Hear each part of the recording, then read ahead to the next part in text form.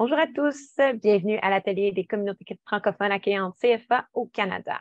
Hello, my name is Catherine Saint-Hilaire and I will be your host for Communauté francophone accueillante au Canada. This workshop will be delivered in French. There is live English translation available by clicking on the globe icon with interpretation written below it. We have time to answer your questions toward the end of this workshop. Bonjour, je m'appelle Catherine Saint-Hilaire et je serai votre hôte pour les communautés francophones accueillantes au Canada, les CFA. Cet atelier sera dispensé en français. Une traduction anglaise en direct est disponible en cliquant simplement sur l'icône du globe avec une interprétation écrite en dessous. Nous aurons le temps de répondre à vos questions vers la fin de cet atelier. Les communautés francophones accueillantes CFA au Canada sont des communautés francophones dynamiques et inclusives qui accueillent les nouveaux arrivants à bras ouverts. Notre atelier sera animé par Inouk Touzin qui partagera des informations vitales, des stratégies et des histoires de réussite sur ces communautés francophones accueillantes. Inouk Touzin, ici avec nous, est un homme de théâtre polyvalent originaire de l'Est de l'Ontario. Il a cofondé 2 compagnies de théâtre et a également participé à la fondation du Réseau des arts et de l'apprentissage, RCAA-CNAL. Très engagé auprès de la francophonie depuis 25 ans, Inouk a soutenu de nombreuses institutions canadiennes telles que la TFC, la FCCF, la FJCF, Théâtre Action, le RAFA, la Troupe du jour, l'Uni-Théâtre, Vox Théâtre, le Théâtre Trillium, RIFA et des dizaines d'autres écoles et associations. Plus récemment, Inouk s'est joint à l'équipe d'immigration de la FCFA après avoir contribué à la planification de A Welcoming Community of Calgary sous l'égide du RIFA. Il est maintenant coordonnateur en soutien aux communautés francophones accueillantes pour tout le Canada hors Québec. Veuillez vous joindre à moi pour souhaiter la bienvenue à notre conférencier Inouk. À toi de nous lancer dans cet atelier. Merci beaucoup, Catherine. Merci, César, de m'avoir invité à participer à cette conférence. Je vais vous parler aujourd'hui du projet des communautés francophones accueillantes. D'abord, un petit survol de mes propos. Je vais vous parler de l'historique du projet. Je vais vous parler des joueurs clés parce qu'il y a beaucoup de terminologie à démêler quand on s'intéresse à ce projet-là. Je vais ensuite, bien sûr, faire un tour des communautés, des 14 communautés, partager un petit peu certaines des bonnes idées qui sont émergées, puis aussi relever certaines synergies, des initiatives qui ont fait des petits, comme on dit, qui se sont propagées d'une communauté francophone accueillante à l'autre. Et avant de répondre à vos questions, je vais aussi parler de certains défis et de limites de cette initiative. Voilà, donc c'est mon plan de match et je m'y tiens. Plongeons. La francophonie canadienne a vraiment fait un virage de prise de conscience par rapport à l'immigration francophone comme vecteur de succès de la francophonie en milieu minoritaire au tournant du millénaire. Donc, à partir des années 2000, la FCFA se saisit du dossier. Plusieurs intervenants sur le terrain se saisissent aussi du dossier à leur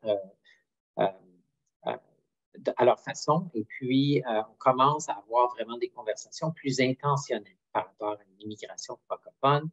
Et on commence à comprendre aussi l'enjeu de la diversité et de l'inclusion qui sont liés à ça, c'est-à-dire que les francophones ne viendront pas nécessairement de France, mais peut-être plus d'Afrique, de découvrir cette diversité de pays africains qui sont des pays sources, comme on appelle aujourd'hui pour l'immigration francophone, le Maghreb aussi.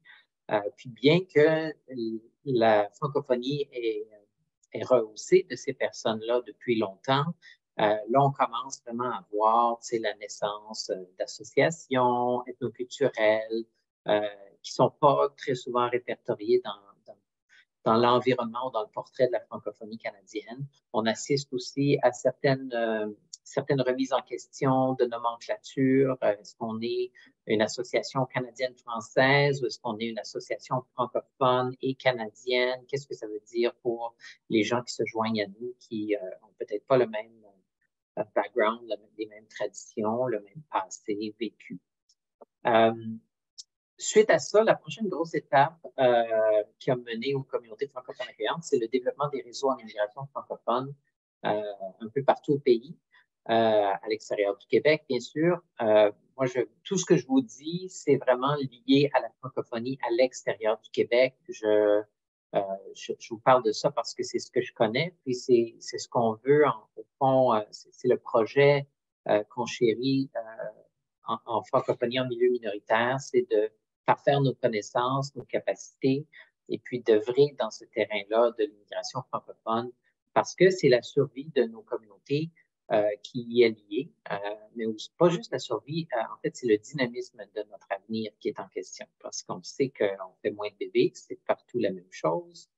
Moi, je fais ma part, mais j'en ai juste 2. Et puis, je pense que ça va s'arrêter là. Puis, je pense que c'est un peu le portrait qu'on voit selon Statistique Canada en termes de fertilité des familles, 1 point quelque chose bébé par enfant, par femme.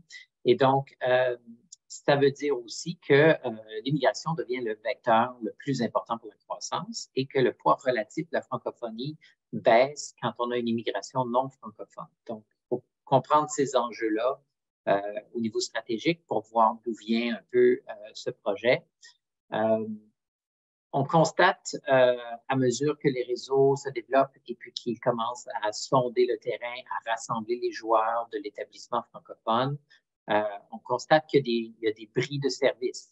Il y a un parcours en établissement francophone qui est incomplet.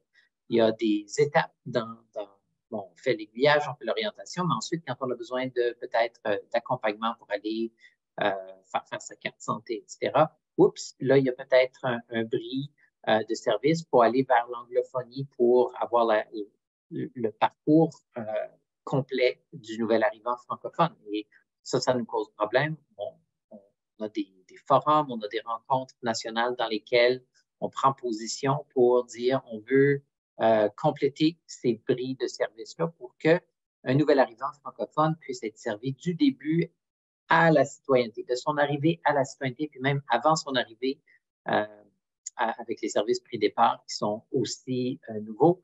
On veut avoir vraiment toute une gamme de services qui accompagnent la personne de la résidence permanente jusqu'à la citoyenneté canadienne. Et donc, pour faire ça, on commence à imaginer où sont les lacunes, où sont les trous, où sont les besoins les plus criants dans nos communautés qu'on doit combler. Et ça nous amène à une panoplie d'initiatives, dont une, c'est le projet des communautés francophones accueillantes. En 2018, il y a une conférence je pense que c'est peut-être en 2017, je ne suis pas 100% certain. En tout cas, il y a une conférence nationale à laquelle la francophonie participe avec l'IRCC et là, on a des conversations franches sur comment on fait pour réussir cet accueil. On sait que les nouveaux arrivants francophones viennent s'établir un peu partout au pays. Généralement, Montréal, Vancouver, Toronto, c'est leur première destination. Puisque c'est des grandes villes qui sont très visibles, on se dit qu'on veut amener plus de diversité dans l'immigration francophone en termes de géographie. Donc, c'est-à-dire d'amener des gens dans les moins grands centres, en région rurale, en région éloignée, dans les territoires. Et donc, chaque communauté francophone voit vraiment un avenir brillant pour ces personnes qui vont venir se joindre à elle. Mais comment on fait pour retenir ces gens-là? Comment on fait pour les intéresser? Comment on fait pour préparer nos communautés aussi à cet accueil? Parce que c'est l'autre enjeu, c'est que c'est pas parce qu'on réussit à convaincre quelqu'un de venir s'installer quelque part que la personne va être complètement comblée automatiquement et puis qu'il n'y aura aucun enjeu d'intégration puis d'établissement. Donc, on doit travailler sur notre vivre ensemble, on doit travailler sur les communautés d'accueil pour qu'on soit prêt à accueillir des gens de la diversité. Et on le voit, plus on va vers l'ouest, plus on a une diversité francophone qui est visible dans la population locale. Et je pense que à mesure qu'on progresse, ça devient de plus en plus la norme dans nos écoles, dans nos communautés, et on constate en fait ce vivre ensemble de manière très concrète.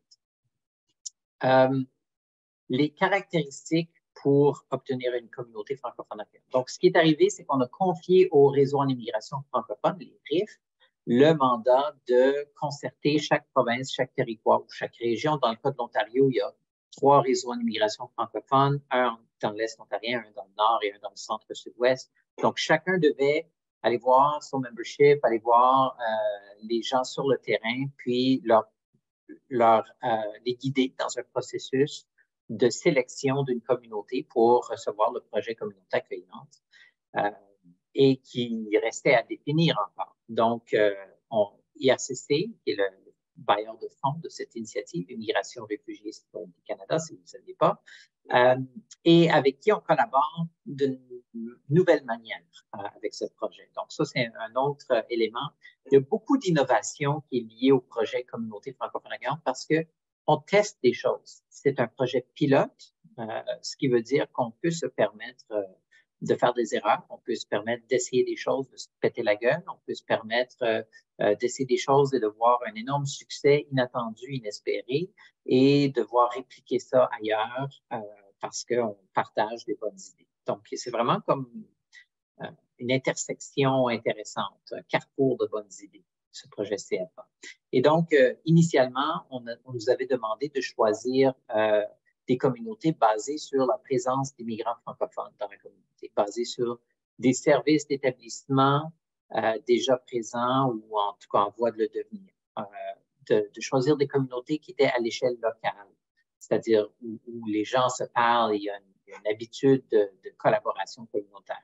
On demandait des projets aussi où il y avait un désir communautaire de travailler ensemble pour la réussite des nouveaux arrivants, nouvelles arrivantes, et aussi qu'il y a un potentiel pour des partenariats fructueux. Donc, ça, c'est l'ensemble du profil qu'on cherchait pour les communautés. Et même si certaines des caractéristiques étaient peut-être pas tout à fait présentes, c'était vraiment la communauté de faire leur argumentaire et de faire le choix selon comment chacun se présentait. Puis là, on faisait une liste courte, puis on consultait les gens, puis les gens parlaient en faveur ou en défaveur de certains profils, et puis essayer de vendre leur salade. Puis à la fin, on essayait de viser un consensus sur la communauté qui serait visée. Et ça a donné 3 types de communautés qui ont été sélectionnées. Il y a eu des projets régionaux où il y a, par exemple, en Saskatchewan, Moose Jaw et Gravelbourg. C'est 2 petites communautés à une vingtaine de minutes de distance qui ont ce projet amalgamé. Donc, c'est un projet régional, c'est pas une communauté spécifique. Ailleurs, ça peut être des projets dans des communautés de plus petite taille ou de régions éloignées. Donc, bon, je dirais pas que Hawkesbury est exactement une communauté de petite taille, mais c'est pas une grosse communauté non plus. Donc, c'est taille moyenne. Sudbury, un peu un profil semblable. Je dirais Prince George, quand même une ville importante en Colombie-Britannique. Les capitales dans les territoires, bien sûr, Whitehorse, Yellowknife, Iqaluit, parce que c'est les villes où il y a les forces vives de la communauté francophone. Il n'y a pas nécessairement un autre choix possible dans ces communautés-là. On a choisi Labrador City et Wabush, Terre-Neuve-et-Labrador. On a choisi aussi la région évangéline, donc un projet régional à l'île du Prince-Édouard. La municipalité de Clark, qui est un amalgame de différentes régions aussi dans le sud-ouest de la Nouvelle-Écosse. On a choisi le Haut-Madawaska, donc la communauté de Edmundston et la région malécite juste à côté aussi. Donc, il y a vraiment comme différents points de vue. Puis, il y a des grosses villes. Il y a Hamilton et il y a Calgary aussi qui sont dans le jeu. Donc, on a vraiment, puis il y a Rivière-Sainte, la région de la Rivière-Sainte au Manitoba. Je pense que j'ai tout nommé dans un désordre pan-canadien.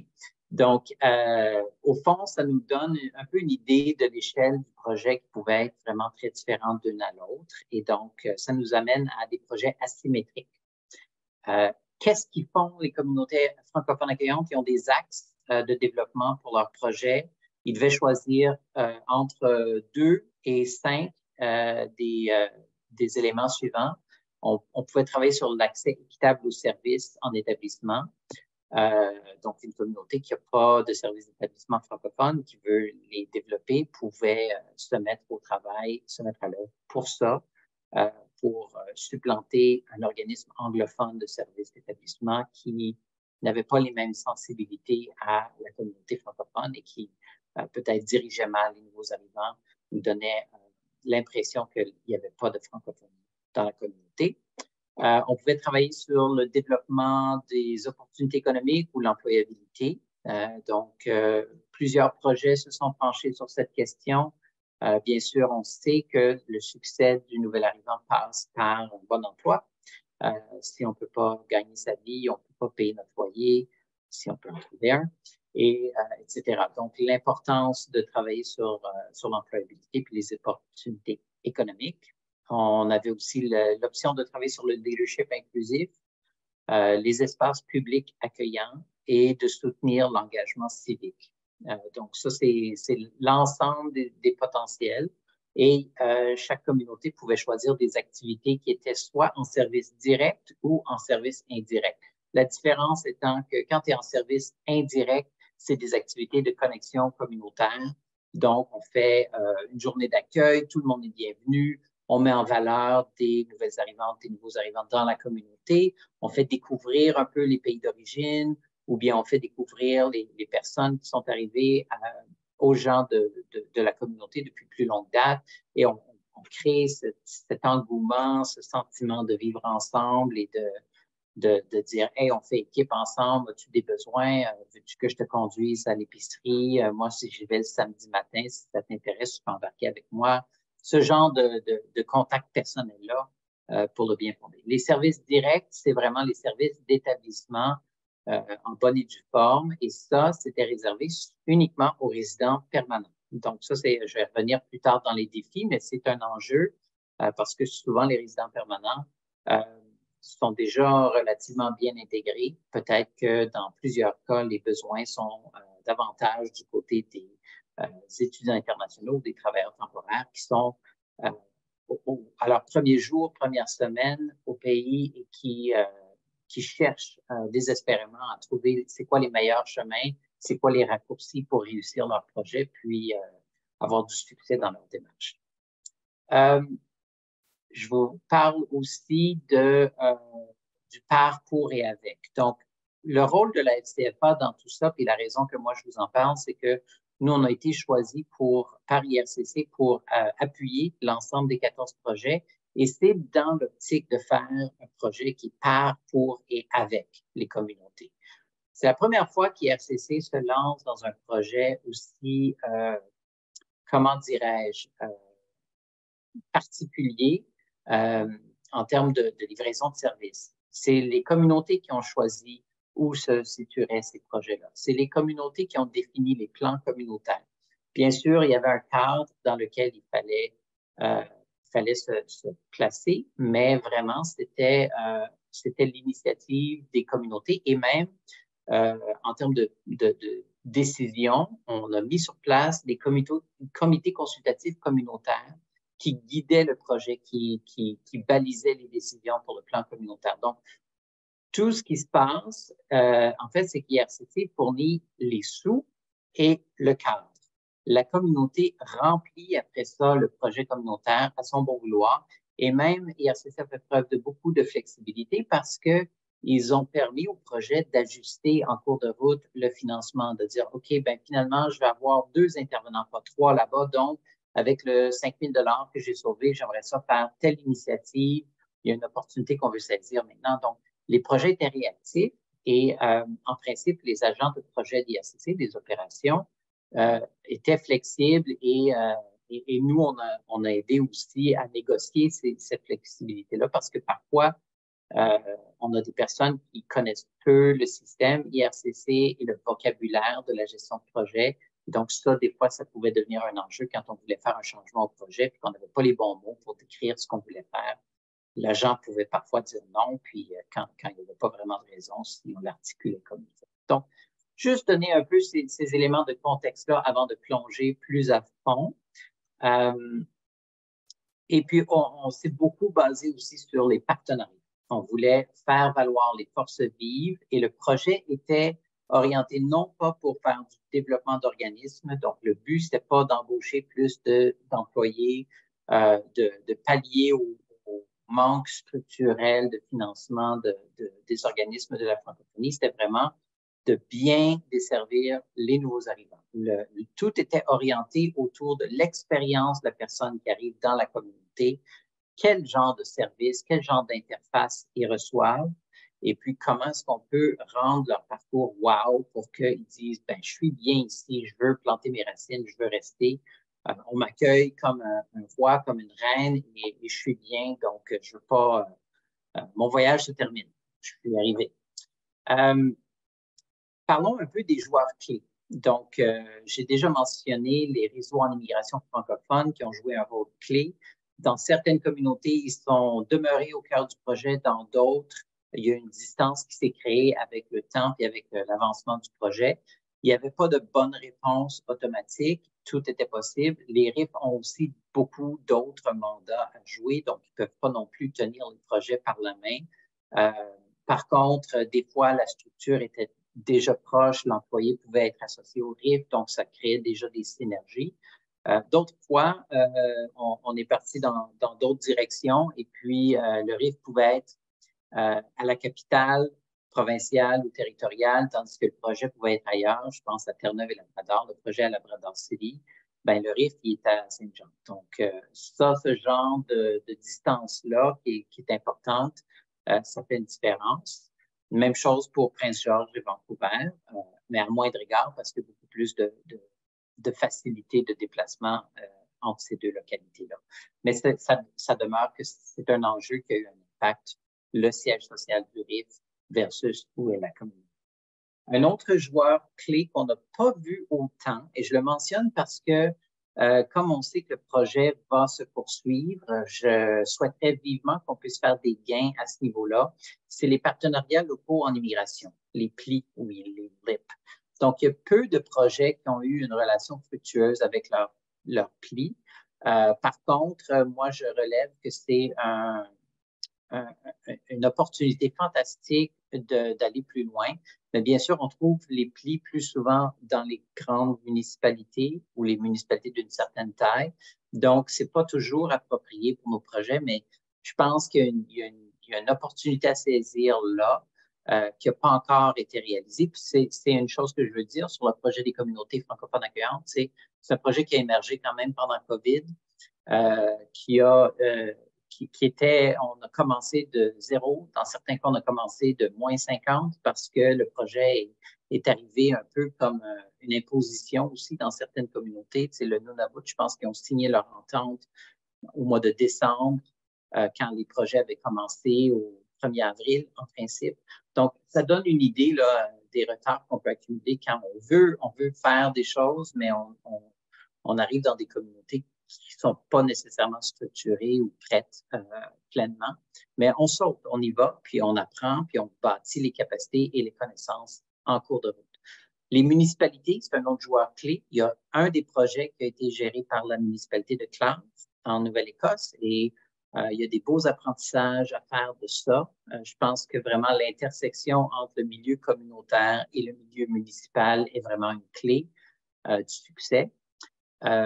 Les partenaires autour du projet, donc que ce soit des centres culturels, des institutions éducatives, le secteur de la santé, les services d'établissements anglophones et francophones, la FCFA et plein d'autres joueurs locaux ou provinciaux ou nationaux qui pouvaient intervenir et avoir un impact positif, je pense aux réseaux de développement économique ou ses partenaires. Donc, ce genre de partenaires-là. IRCC comme tel, qui s'est doté d'une équipe des langues officielles, qui a suivi le projet, puis qui a répondu à nos questions, qui fait beaucoup de débroussaillage à l'interne, au niveau du ministère aussi, pour aider les opérations à comprendre ce bizarre projet communautaire francophone-là.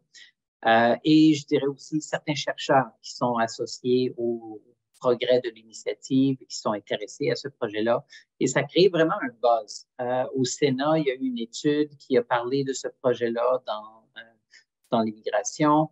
Il y a eu de nombreuses avancées aussi sur la scène nationale. Je pense au projet de loi C13 et la future politique en immigration francophone. Donc, il y a vraiment plein de choses qui ont changé dans le contexte canadien, pan-canadien, et même des provinces et territoires qui ont vraiment pris des engagements, qui démontrent beaucoup plus d'ouverture par rapport à l'immigration francophone, qui comprennent peut-être un peu mieux le rôle qu'ils et elles peuvent jouer là-dedans. Donc, c'est comme une grande famille, cette affaire-là, mais la responsabilité demeure locale, avec un organisme qui est le fiduciaire, qui reçoit des fonds, qui peut en redistribuer à d'autres partenaires et qui s'engage à avoir des activités en service direct et indirect. Donc, ça, c'est pour ma mise en contexte, / historique, / c'est qui les joueurs de cette affaire-là. Maintenant, il y a 14 communautés francophones accueillantes. J'aimerais prendre un moment pour passer à travers une initiative ou une particularité ou un élément intéressant de chacune des communautés. Ça va vous faire un deuxième tour de pays par rapport à où sont ces communautés, puis le genre de choses qu'elles ont pu faire. Mais je ne vous parle pas de l'entière programmation de chacune des communautés. Je fais vraiment juste tracer un petit trait sous quelque chose que je trouve particulièrement intéressant ou informatif ou emblématique du projet.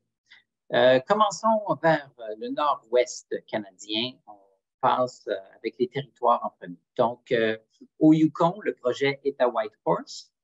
Deux petites choses. On a fait là-bas une pièce de théâtre forum pour recenser les défis des nouveaux arrivants francophones en matière d'intégration professionnelle, d'insertion en milieu de travail.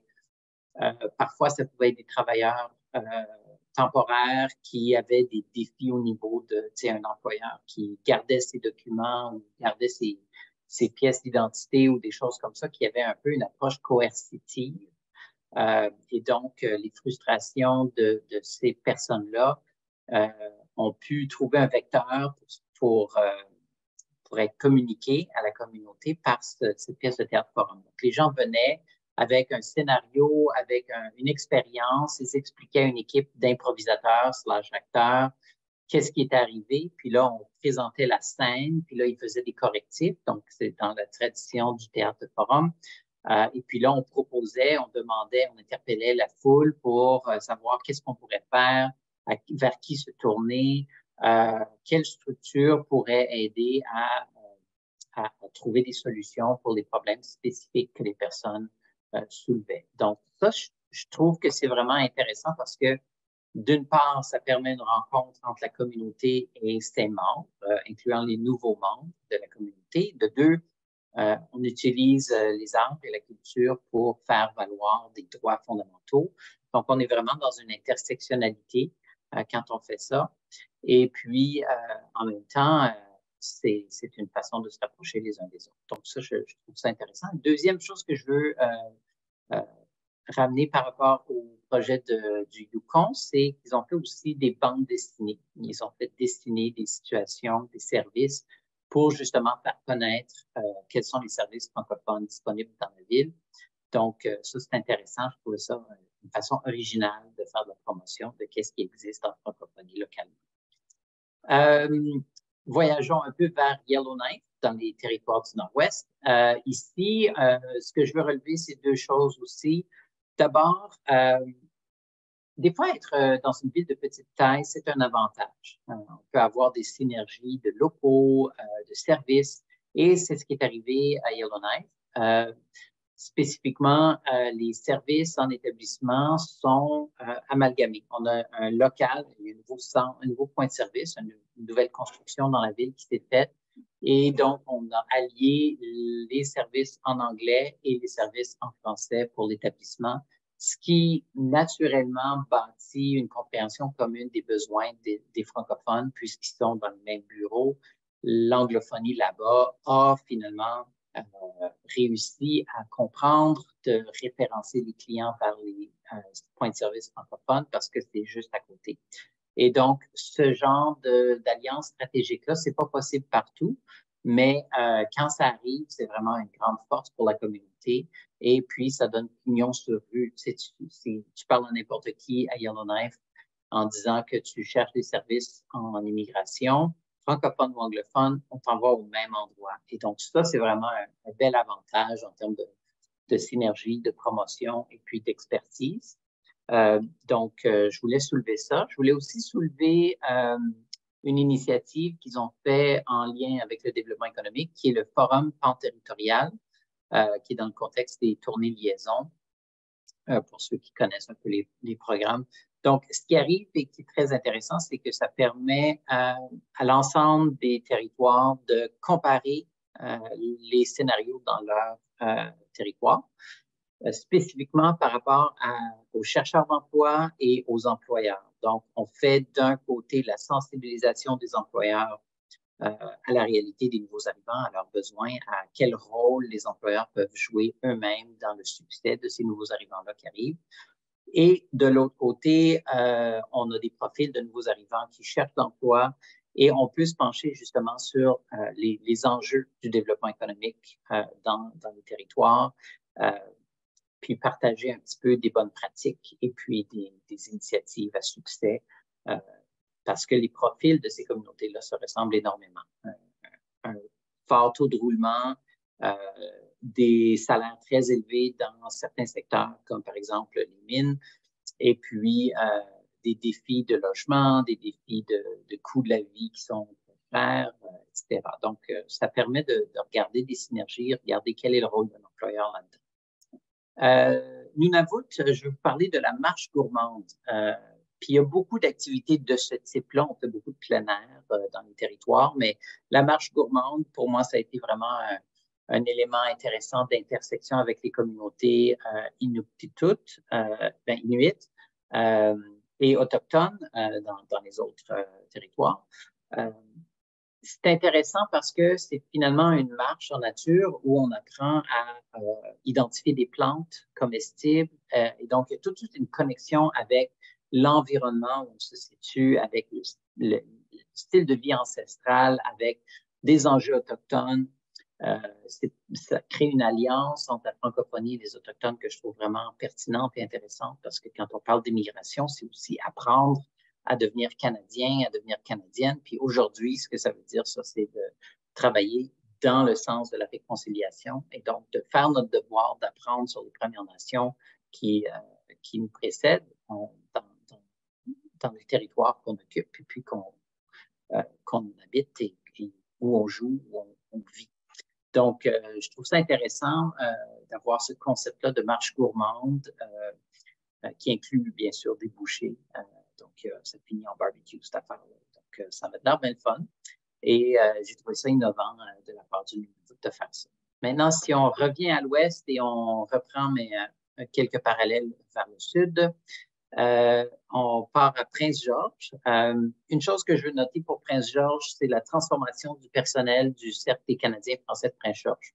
Le Cercle des Canadiens français de Prince-Georges, qui a été fondé il y a une cinquantaine d'années, c'est très, très, très typique des communautés francophones de l'Ouest. Il y a un centre communautaire ou une association communautaire qui a le titre canadien-français dedans et qui historiquement est très blanche et catholique. Et aujourd'hui, donc, le personnel de cet organisme a été complètement transformé par l'immigration. Et ce que ça a comme impact, c'est que les nouveaux arrivants qui viennent dans la communauté voient des gens de la diversité devant eux qui peuvent leur expliquer les choses, qui peuvent leur donner l'information. Et ça établit un lien de confiance beaucoup plus fort parce que c'est des gens qui ont vécu ce voyage-là de la diversité, qui parlent à des gens qui vivent présentement ce voyage-là. Donc, il y a une connexion authentique qui s'est faite et je dirais que la communauté est en voie de transformation aussi parce que justement, embaucher des gens de la diversité, ça leur forçait un petit peu une conversation communautaire sur comment on se voit, c'est qui le nous francophone, à quel moment on arrête d'être un immigrant puis on commence à être un Canadien. Ces conversations de fond qui sont vraiment au cœur de, je pense, qu'on essaie de faire avec ce projet. Puis il y a aussi une intersection intéressante entre cet organisme local-là, le Service canadien-français de Prince-Georges, et les services provinciaux en Colombie-Britannique qui trouvent un point de service régional, donc ça leur aide à remplir leur mandat provincial, et aussi l'intersection avec l'établissement anglophone qui est très heureux de trouver un intervenant francophone pour l'immigration. Donc, il y a des belles synergies qui sont développées dans cette communauté. Calgary, je vais parler de la Maison des Jeunes. Donc, ils ont développé une Maison des Jeunes pour les nouveaux arrivants francophones en ville. Bien sûr, étant dans une grande ville, c'est plus facile d'avoir ce genre d'initiative-là, mais c'est un espace après école pour que les étudiants, les étudiantes ados puissent aller passer du temps, apprendre des choses, mais aussi s'amuser, faire des amis, faire des contacts. C'est pas un club exclusif aux nouveaux arrivants. C'est pour tout le monde, mais c'est quand même une programmation intéressante. On touche à des cours de codage, des cours comment faire de l'impression 3D. Ils ont acheté une imprimante 3D pour justement faire des expériences là-dessus. Donc, c'est des connaissances qui sont d'actualité, qui seront utiles tout au long de la carrière de ces jeunes-là. Puis ça peut ouvrir des possibilités intéressantes de choix de carrière aussi pour eux dans les prochaines années, puisqu'ils sont à l'époque où ils vont devoir faire ces décisions-là bientôt. Moose Jaw à Gravelbourg, je vais vous parler de l'université populaire, qui est un concept où des gens de n'importe qui peut donner un atelier sur n'importe quoi. Donc, c'est vraiment une façon de démocratiser les connaissances, d'inviter des gens de la diversité à parler de quelque chose qu'ils connaissent, qui les intéresse. Et donc, ça crée toutes sortes d'ateliers sur des thématiques qu'on n'aurait pas pensé. Par exemple, comment s'habiller pour l'hiver. Ça semble peut-être évident pour quelqu'un qui a vécu des hivers canadiens, mais c'est un sujet de préoccupation pour quelqu'un qui arrive en provenance d'un pays extrêmement chaud. Il y a des informations vraiment importantes à savoir pour bien vivre l'hiver et pas en souffrir trop. Rivière-Sainte au Manitoba, je vais vous travailler de synergie entre services provinciaux et services d'établissement. C'est un projet régional aussi dans la région de la Rivière-Sainte, qui est dans le coin de Steinbach, il y a Sainte-Anne, il y a la Broderie. Donc, il y a des petites municipalités, puis il y a Taché aussi.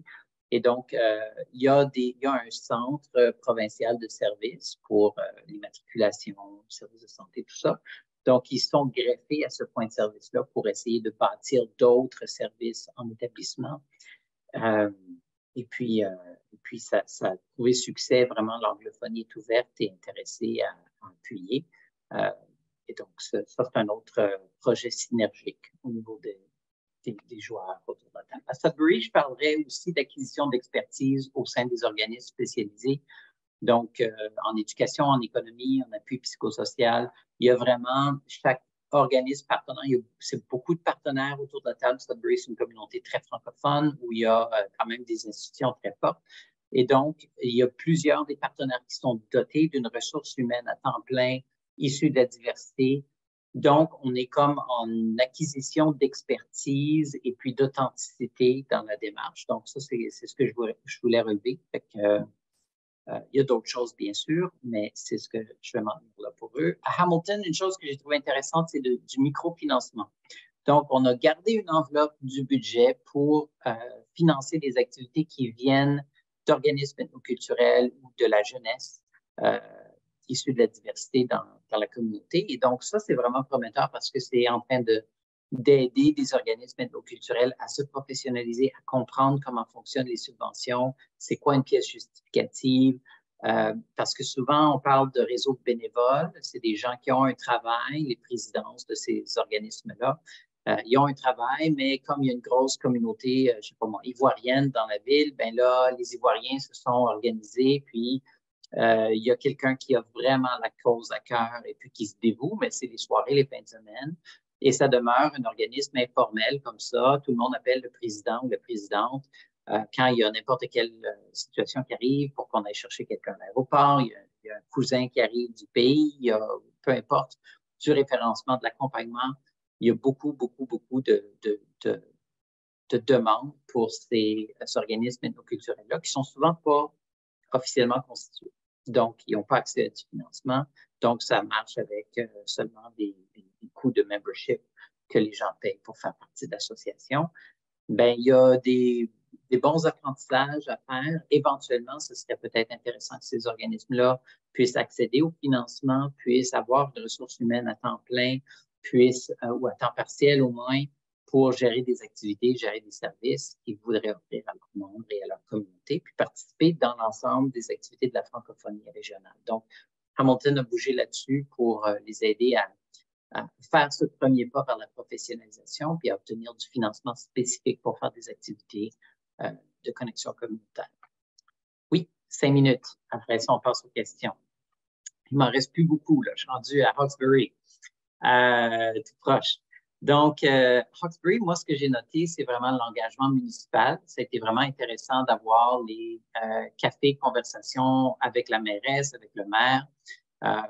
On voit un engagement de la municipalité envers le projet. Puis, je pense que ça donne un bon prestige au projet d'avoir un élu municipal qui s'engage. L'autre chose que je veux noter pour le projet d'Hawkesbury, c'est vraiment la collaboration et la mobilisation des partenaires. Il y a vraiment une variété d'intervenants sur le terrain qui ont non seulement mis leur épingle dans le jeu pour dire je veux participer, mais aussi qui ont pris du leadership sur certains projets. Puis ça fait toutes sortes d'effets intéressants comme des paniers de bienvenue qui sont maintenant autofinancés par la communauté. Je parlerai de l'émergence prochaine potentielle d'un organisme communautaire pour les jardins. Ils ont fait des jardins communautaires. Donc là, on a un développement au niveau de créer une association qui va s'occuper de ce jardin communautaire-là. Donc, c'est des initiatives aussi qui sont devenues autonomes. Donc, ça, c'est quelque chose que le projet de Hawkesbury a travaillé très fort à instaurer, c'est que des éléments du projet deviennent pérennes. Et donc, vont continuer, que le financement continue ou non. Ça a été pris en charge par des leaders dans la communauté. Donc, travaille sur le leadership inclusif de cette façon-là. Au Saint-Jean, au Nouveau-Brunswick, une chose que je voudrais parler, c'est les balados. Ils ont créé beaucoup d'initiatives de communication pour apprendre des mots de Braillon et de Chiac à des nouveaux arrivants pour démystifier tout ça et puis se rendre plus inclusif. Puis aussi, on fait des portraits de gens qui sont arrivés dans la communauté. On leur donne la parole pour voir qu'est-ce qui les a surpris, qu'est-ce qu'ils ont aimé, qu'est-ce qu'ils n'ont pas aimé. Donc, un effort d'adaptation mutuelle au niveau culturel et linguistique que je trouve intéressant et notoire. À Clare, en Nouvelle-Écosse, bon, je parlerai du projet qui est un projet municipal et aussi je parlerai des repas communautaires. Il y avait vraiment une découverte de saveurs internationales par une série d'initiatives. Puis, à l'île du Prince-Édouard, il y a eu un projet artistique c'est une pièce de théâtre qui a été filmée, qui parlait des chaussures comme allégorie pour parler de la diversité. Donc, il y avait des chaussures de différentes couleurs. Puis là, on parlait de racisme de chaussures, des chaussures rouges qui refusaient les chaussures vertes, etc. Donc, c'était une allégorie intéressante pour parler d'enjeux LGBTQ, racisme, etc. Terre-Neuve-et-Labrador, mon dernier projet dont je vous parle, je dirais que c'est intéressant d'avoir une insertion en milieu scolaire. Dans l'école à Labrador City, on a créé un espace accueillant pour prôner la diversité. Puis ça incluait un répertoire de textes littéraires sur la francophonie internationale ou de la francophonie internationale. Donc, ça vous donne une idée là, de l'éventail des activités qu'on pouvait retrouver. Et pour finir, avant la période de questions, je dirais mise en commun de plusieurs communautés. On fait des réseaux des bons voisins, des matchs de soccer communautaires, des journées d'accueil, des soirées découvertes de nourriture. Donc, juste ces idées-là, les trousses d'accueil aussi, on fait des petits. Les communautés se sont copiées les unes les autres à leur avantage. Voilà. Je m'arrête là pour qu'on prenne des questions. Je reviendrai peut-être avec certains défis et limites si j'ai du temps à la fin. Mais je suis curieux de voir ce que les gens voudraient poser comme question. Merci beaucoup, Hinouk. Merci pour ta présentation. Donc, je vais faire le petit message officiel. Donc, merci beaucoup d'avoir partagé toute ton information, tes idées, des exemples, alors que nous passons à la partie de questions-réponses de notre temps ensemble. Quelques points d'ordre administratif. À droite de votre écran, chers participants, vous verrez une fenêtre de discussion Feedloop. N'hésitez pas à utiliser cette fonctionnalité si vous avez des commentaires que vous aimeriez partager avec vos collègues participants aujourd'hui. Si vous avez des questions à poser à nos intervenants, à Hinouk aujourd'hui, vous pouvez les saisir dans cette zone de discussion ou lever la main virtuellement pour poser vos questions à voix haute. Nous nous accordons du temps libre pour répondre à autant de questions possibles tout en respectant le temps passé ensemble aujourd'hui. Donc, on va probablement terminer à 2h55, laisser la plateforme pour pouvoir laisser à le prochain atelier. Moi, je sais que j'ai des questions, mais je veux voir s'il y a des gens qui sont intéressés à poser des questions à Hinouk en premier lieu. Donc, s'il y a des gens qui veulent poser des questions dans le clavardage, s'il y en a qui veulent lever leurs mains.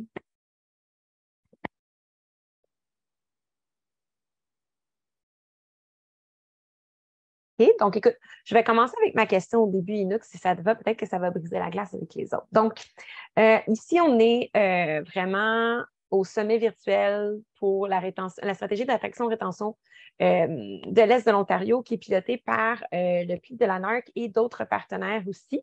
Pour les francophones de notre région, c'est quand même, les CFA, c'est quand même quelque chose qu'on connaît quand même assez bien. Les anglophones, pour eux, c'est peut-être pas des projets qu'ils connaissent bien et ça doit quand même sonner comme une opportunité intéressante. Là, je comprends que les CFA, c'était des projets pilotes avec des possibilités de tester différentes choses dépendamment des régions et autres. Je me demande, toi, est-ce que, selon les bonnes pratiques que tu as tirées, ou est-ce qu'il y aurait des exemples qui pourraient être faciles à mettre en place pour des gens qui ne sont pas nécessairement à l'intérieur de la CFA avec le budget de l'IRCC, la structure qui est la FCFA fournit à les communautés francophones accueillantes. Y a-t-il quelque chose qui pourrait être quand même relativement possible d'insérer dans des espaces peut-être semi-ruraux, ruraux? Parce que là, on parlait, oui, il y a des grandes villes, il y a des opportunités, des endroits où il y a énormément de partenaires. Mais des endroits, qu'est-ce qui serait une bonne étape à mettre en place peut-être pour qu'il y aurait peut-être des avantages ou qui pourraient être pertinents au début? Je ne sais pas si c'est un exemple, quelque chose qui vient en Oui, tête. ben, je pense qu'il y a beaucoup de choses qu'on peut faire sans nécessairement développer un gros projet structuré. Je pense qu'un des éléments les plus importants, puis je pense dans l'Est ontarien, c'est un bon endroit, puis l'Ontario en général, c'est un bon endroit parce qu'il y a déjà une compréhension, une sensibilité à la francophonie. Donc, s'il y a des organismes anglophones qui veulent être des bons collaborateurs, c'est aussi de devenir de bons alliés francophones, c'est-à-dire faire du bon référencement, parler, s'informer sur c'est quoi cette communauté francophone, c'est quoi les services qui sont offerts, euh, c'est quoi les activités qui ont lieu, qui peuvent être intéressantes. Et puis, je dirais de diriger puis de s'intéresser à participer à ça. Et c'est une participation spécifique que je vous invite à faire, les amis anglophones. Je vous invite à voir la francophonie comme une valeur ajoutée à la culture canadienne. Donc, de vous voir inclus dans le projet francophone, que vous parliez français ou non, que vous soyez simplement sensible à l'importance d'avoir une communauté francophone forte, que nos écoles bénéficient des ayants droit. Donc, quand une nouvelle arrivante ou un nouvel arrivant arrive dans la communauté, de pouvoir expliquer c'est quoi la différence entre l'école d'immersion et l'école francophone, par exemple. Donc, ce genre d'informations-là, puis de projets de société, parce que honnêtement, un des buts ultimes de ce projet de société qui est l'immigration francophone, c'est de rehausser la présence et le pourcentage des nombres francophones dans nos communautés. Et ça va demander une alliance de la part de l'anglophonie. Il ne faut pas qu'il y ait une levée de bouclier où on dit « Oh non, le Canada va devenir entièrement francophone et moi et les gens comme moi vont plus trouver notre place. » Au contraire, ce qu'on veut avoir comme échange et comme relation, c'est de dire la francophonie, c'est une valeur ajoutée. Tous les francophones en milieu minoritaire, à un moment donné ou à un autre, reconnaissent et contribuent à l'économie générale, à l'anglophonie. Moi, comme artiste francophone identitaire très, très engagé, j'ai quand même joué en anglais, j'ai quand même participé à toutes sortes d'autres initiatives dans ma vie qui ont été au bénéfice de villes où j'ai habité en anglais. Et je vais continuer à le faire parce que mon identité n'est pas limitée à ma francophonie. Par contre, si j'ai pas ma francophonie en santé au cœur de mon action, je vais être moins en mesure de contribuer aux efforts généraux de la société canadienne anglophone. Donc, l'anglais est crucial pour les nouveaux arrivants francophones. Il ne faut pas se tromper là-dessus. Tout le monde en a besoin quand on est à Sudbury, quand on est à Hamilton, même à Hawkesbury où c'est très francophone, c'est important de parfaire ses connaissances en anglais. Donc, dans ce contexte-là, faut pas voir la francophonie comme une menace, il faut voir la francophonie comme une richesse et je dirais même un peu comme le canari dans la mine. Si le canari va pas bien, ça veut dire que l'air est pas bonne dans la mine et on avise les mineurs qu'il faut sortir pour faire des tests de qualité d'air. Ben, c'est un peu la même chose. Si la francophonie va bien, ça veut dire aussi que la société canadienne va bien. Si la francophonie va mal, il y a peut-être d'autres choses systémiques dans la société canadienne qu'on a besoin d'adresser collectivement pour être accueillant, pour être bien, puis pour réussir nos projets d'immigration. Merci, Inouk. Un bel appel à tous, je trouve, très inspirant. Est-ce qu'il y a d'autres personnes dans la salle avec nous qui veulent en parler? Je sais qu'on a des gens connectés avec nous qui travaillent aussi avec la CFA de Hawkesbury. Je ne sais pas s'ils veulent émettre un commentaire, parler avec Inouk, c'est le moment. Voulez-vous lever la main ou prendre la parole? Je donne une chance, des fois, ce n'est pas aussi facile. Sinon, il y a toujours dans le chat sur Feedloop que vous pouvez nous rejoindre. Puis, peut-être pendant que quelqu'un se manifeste, Catherine, je peux t'inviter à m'interrompre si jamais il y a une question qui surgit. Mais j'aimerais peut-être vous parler de défis. Il y a des petits défis aussi par rapport à cette initiative. Fait que je vais vous faire une petite liste, juste parce que c'est quand même important de relever que tout n'est pas rose dans nos projets CFA.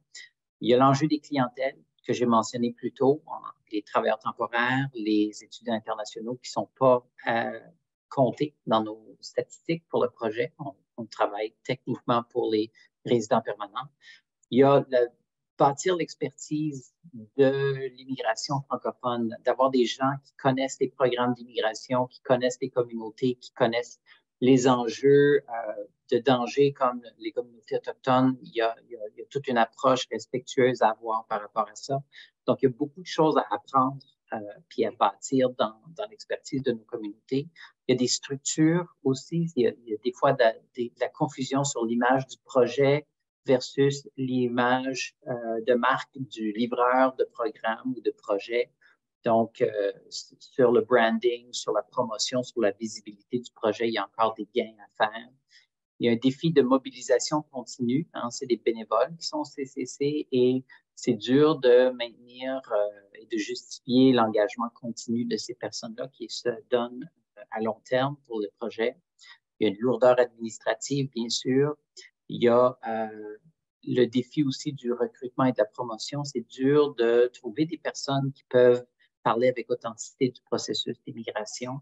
Puis il y a des défis aussi exogènes au projet. Logement, transport, inflation, reconnaissance des acquis, c'est des choses sur lesquelles on n'a pas de contrôle à l'échelle de nos projets, mais qui ont un grand impact dans la réussite des nouveaux arrivants chez nous. Donc, ça, c'est un peu les défis. Est-ce qu'il y a d'autres questions qui ont survenu? Non, pas pour le moment. Je pense qu'on est tous en train de t'écouter puis on réalise effectivement que ce sont des problématiques et c'est toujours bien d'avoir en tête avant de se lancer dans ce projet-ci. Donc, je pense que le projet pilote des CFA sont effectivement avantageux pour d'apprendre les bonnes pratiques et aussi les défis pour la prochaine étape, parce que je pense que ce qu'on aimerait, c'est qu'il y ait de plus en plus de communautés francophones accueillantes, soit à travers le projet pilote ou juste généralement avec nous en Ontario. Parfait. Donc, à ce moment-ci, il me reste quelques secondes, donc je vais peut-être profiter juste pour officiellement te remercier. Donc, avant de clôturer notre atelier aujourd'hui, je voudrais remercier encore une fois Inouk pour ton temps et ton atelier exceptionnel. Je voudrais également remercier tous nos participants d'être venus nous rejoindre aujourd'hui. Nous espérons que vous participerez à l'un de nos ateliers de 15 heures. Merci, Miigwech. Je sais que l'atelier d'Inouk va aussi être enregistré. Donc, si vous l'avez écouté aujourd'hui et vous voulez être certain d'avoir tout bien compris, il va y avoir un enregistrement qui va être disponible par la suite avec la plateforme que le Plio. Je pense que ça va peut-être être sur Feedloop, mais vous allez pouvoir réécouter les propos et peut-être prendre plus de notes si vous avez passé la présentation à essayer d'absorber le tout. Donc, merci beaucoup, Inouk. Ça m'a et je fait vous souhaite à plaisir. tous une bonne journée. Puis souhaitons-nous bonne chance dans la suite parce qu'il y a vraiment un contexte favorable à l'immigration francophone. Donc, ça va être intéressant les prochaines années. Définitivement. Merci beaucoup. Bonne journée à tous.